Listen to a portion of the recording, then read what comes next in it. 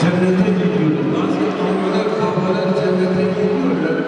Allah-u Teala cennetin nimetleri her çeşit nimetler, nasıl silahlarla, mesela onlara veriyor. Şimdi o almalar, kahveler söylediğiniz taat ibadeti için Müslümanlar için yapmamışsınız. Allah-u Teala buyuruyor ki Bismillahirrahmanirrahim. Elif lam mim tenzilül kitabi la raybe fihi min rabbil alemin. Bu kitap var ya, alemlerin Rabbi olan Allah'tan indirilmiştir ve onda asla bir şüphe yoktur. Sakın başka bir şeye gözünü dikme. Senin Kur'an'ın var. Öyle değil mi? Evet. Onun için kardeşlerim, Kur'an'a sahip olmayı böyle lütfen basit görmeyin. Basit bir icazet, basit bir diploma olarak görmeyin. Allah bunu, bu kitabını kıyamet gününe kadar sizlerin vesilesiyle koruyor.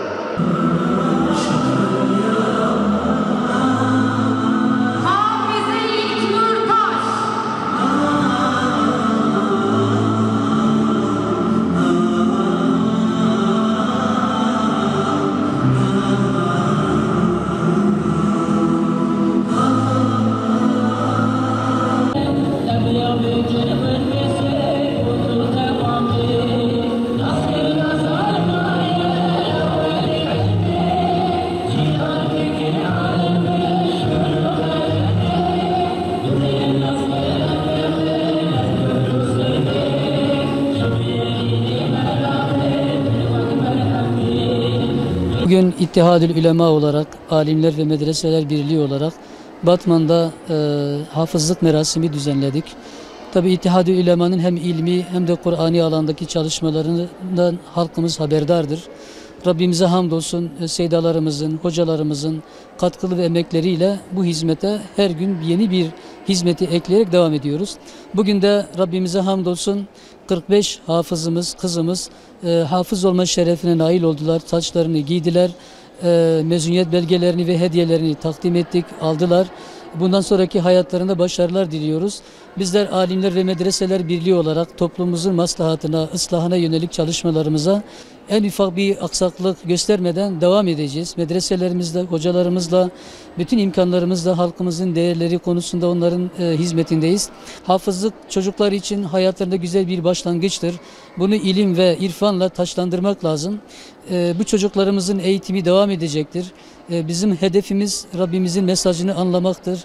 Çocuklarımıza anlatmaktır, fehmettirmektir ve yarınlara güzel, imanlı, takvalı, ilim dolu, şuurlu bir nesil yetiştirmektir. Bu manada katkısı olan hocalarımızdan, özellikle seydalarımızdan ve bu işin iaşe kısmını üstlenen hayırsever Müslümanlardan, esnaflarımızdan Rabbim razı olsun. Teşekkürlerimizi sizin aracınızla iletmek istiyorum.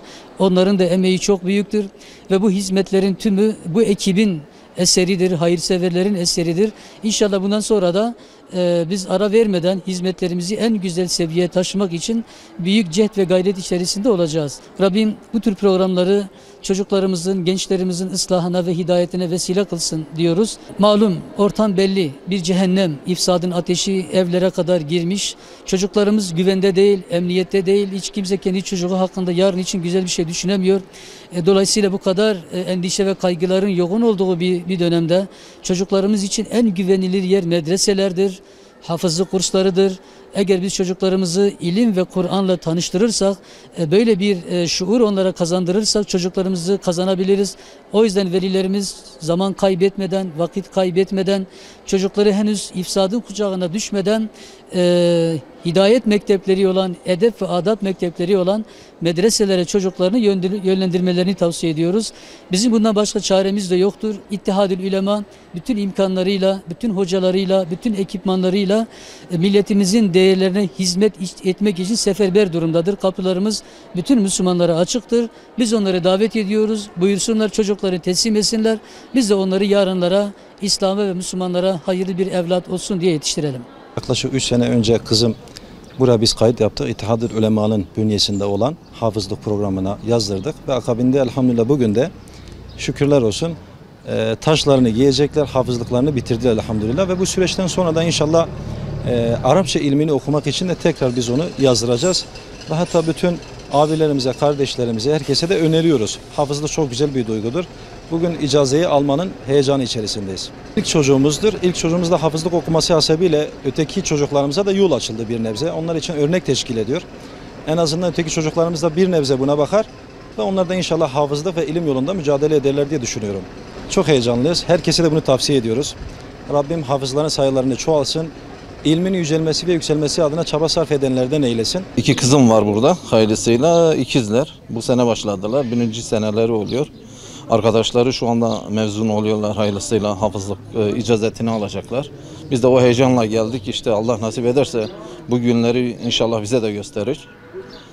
Tabii ki öncelikle bu organizasyonu yapanlardan Allah razı olsun. Böyle bir program bu zamanda, bu ortamda yani gerçekten yani nasıl diyelim.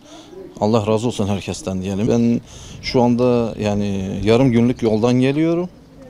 Bu program için yani Kurtuluş İslam olduğu için evlatlarımızı böyle şeylere hafızlık olsun, Arapça kursları olsun versek daha makbul olur. Kurtuluşlarına vesile olur inşallah. Emeği geçenlerden herkes Allah razı olsun diye.